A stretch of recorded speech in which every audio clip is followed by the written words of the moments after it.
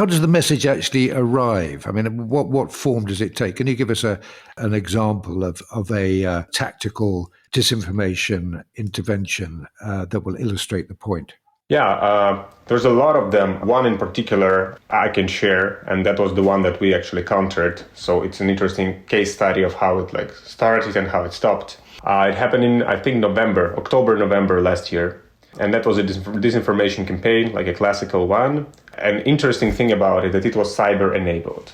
So they said that they managed to hack an email or a data storage of Ukrainian officials and find their secret document, which they sort of leaked. And it was fake from the very beginning.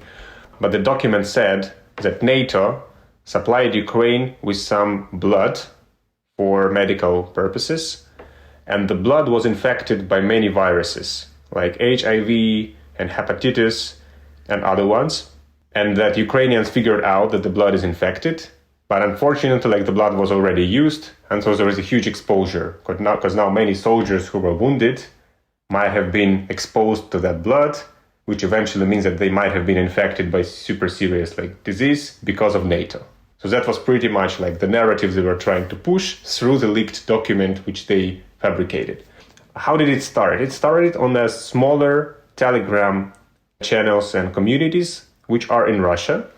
And in many cases, they do it this way. So they start small. And that's like a trial and error approach. Our colleagues usually say that it's very data driven in a way. They put it somewhere, they see how it goes, and then they scale it out. They have many ways to scale it because they have networks.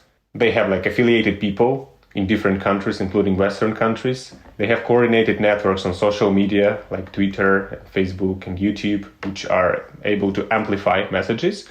But mostly it starts in the Russian segment. And in that case, it started in a couple of smaller, less known Telegram channels. And then usually it starts there, then bigger influencers take over it and give it a bigger push. Then it enters the Ukrainian info space. Then it gets some traction in the Western world or Latin America or Middle East. And then it gets the global exposure.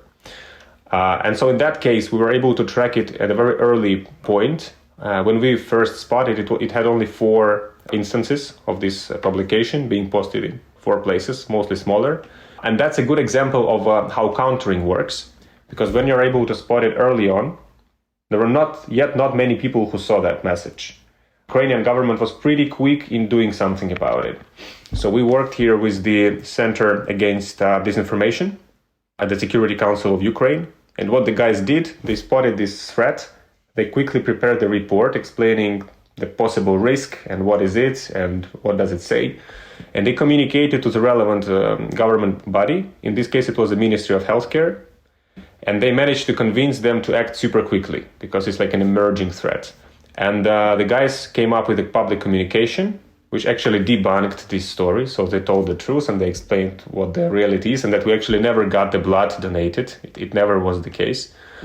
And because our communication was quick and to the point and loud, because it was amplified by all the Ukrainian media and authorities, it happened that there was no point for Russians to keep promoting the fake because it was debunked super early on and the story never took off.